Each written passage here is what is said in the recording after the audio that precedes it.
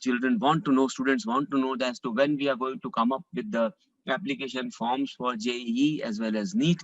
The JEE application form should be coming very shortly.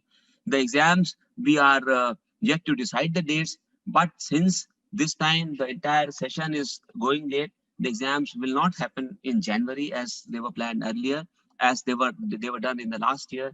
They will be sometime in February or so. We will be deciding the dates very shortly, and we'll be letting all of you know. Similarly, in case of NEET also, we'll be deciding the date about the NEET very shortly, and we'll be informing.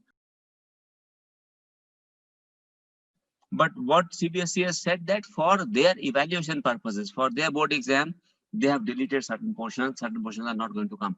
As far as we are concerned, because these exams are conducted for all the boards. They are not only for the CBSE, they are for all the boards across the country. So we have not deleted any syllabus. The syllabus as it was for the last time, it's going to be there. And if you see very carefully, the syllabus is generally different from what is there in the board examination.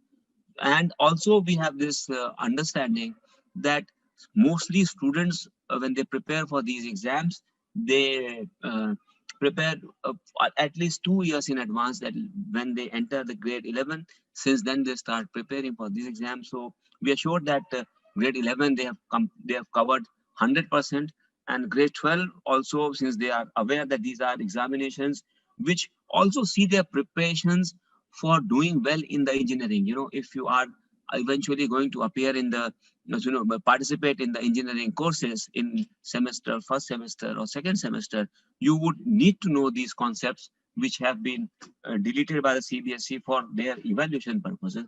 So therefore, there is no reduction in the syllabus as far as the NTS exams are concerned.